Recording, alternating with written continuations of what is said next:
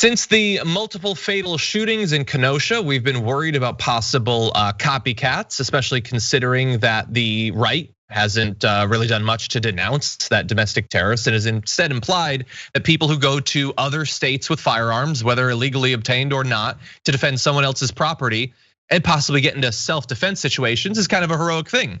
And we apparently narrowly avoided a potential copycat incident like that. So on Tuesday, the Kenosha Police Department advised the FBI that a law enforcement agency in Iowa had received a tip that suspects Michael Karmo and an unidentified male later identified as Cody Smith were in possession of firearms and traveling from Missouri to Kenosha to loot and quote, possibly pick people off. A news release says that the two, Karmo and Smith, told agents they quote, wanted to see proof of the rioting and were planning to drive to Portland, Oregon next, saying they were willing to quote, take action if police were defunded. I think we know what they mean there, and they certainly were armed for it. FBI agents recovered an Armory AR-15 assault rifle, a Mossberg 500 AB 12-gauge shotgun, 2 handguns, a silencer, ammunition, body armor, a drone, and other materials. So we have more information about them, but they were going to be heavily armed, specifically going there after telling people that they were looking to loot, pick people off, and take action if the police wouldn't. That's so weird that they would say like, we're gonna find these rioters, see if they're rioting, then we're gonna loot.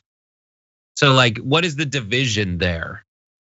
Like, they're bad at the looters and they want to do it. You would become a looter. So maybe we want to confirm that there's looting happening, so we'll loot and then we'll shoot everybody. But like, okay, the decent take a step back, look at this. Donald Trump has told these people to go do this. Like Donald Trump, by saying that he supports the shooter in Kenosha, has said, yeah, everybody else do this. Yeah. That is the green light that he has given. And really to sum it up, like, Donald Trump has essentially said before, I could stand in the middle of Fifth Avenue, shoot people and get away with it. His new message is, yeah, take some guns, go down to Fifth Avenue and shoot people. I'll let you get away with it. Yeah. Exactly.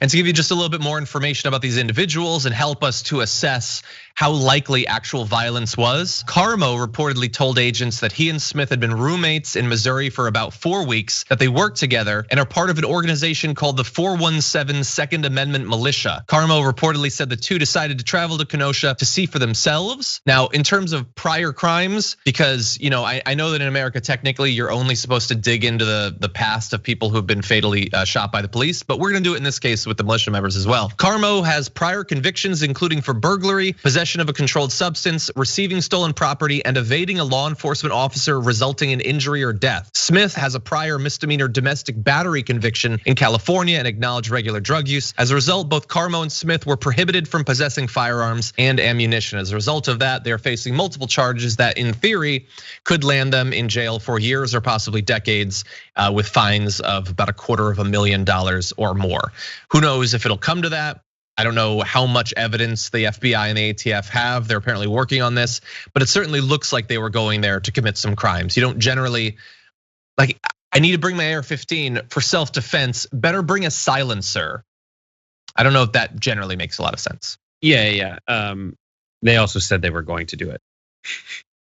To pick people off. They were going to take action. Yeah. Yeah, and the pick people off is even more explicit.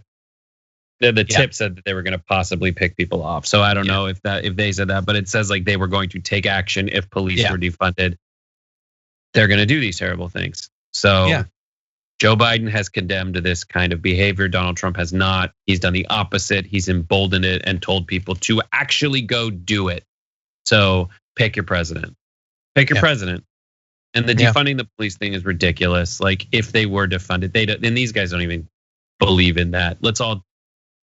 We all need to stop this. Now, I'm also gonna say, does this represent all people who are voting for Donald Trump? No, the same way I don't believe that all the people, anyone who is lighting things on fire and shooting in the streets, I don't think they're representative of most people in America. And not even most of the protesters, like the protests that have happened are wildly peaceful, largely peaceful. You have photos of from drones of entire streets filled with people in the middle of the day, just having exercising their First Amendment rights. Of course, this doesn't represent the vast majority of people. But what Trump wants to do is cherry pick who represents most people. And this he won't ever allow to represent his folks, but he's still not going to give ground on whether they're right or wrong. But he still wants to vilify everybody who thinks that Black Lives Matter and say that they're all rioters and looters when that is just absolutely, provably not the case. Yeah. And so, good on whoever initiated the process of these two getting caught. I mean, it obviously involved the FBI, some local Iowa law enforcement, and the Kenosha Police Department. See, sometimes they do good things, and we can acknowledge that. I don't know exactly who. It's possible that another member of that gang that they were a part of might have spoken to someone. I don't know. Maybe we'll find out more. But yeah, these were caught. These two people. It is as simple as going and buying an assault rifle and a shotgun and driving to one of these cities if that's what you want to do. So cross your fingers that they catch all of them. I mean, one already got through and he was operating illegally, but that's what we're hoping for, is that all of these people who are being radicalized and sent out, not by these dark internet forums, but by watching Tucker Carlson and other Fox News shows, we're just hoping that all of the gang members that are being radicalized by that will be caught.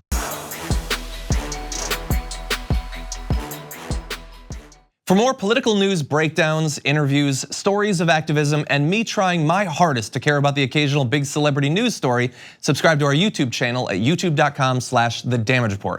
And you can ring the bell wherever it is so you don't miss anything.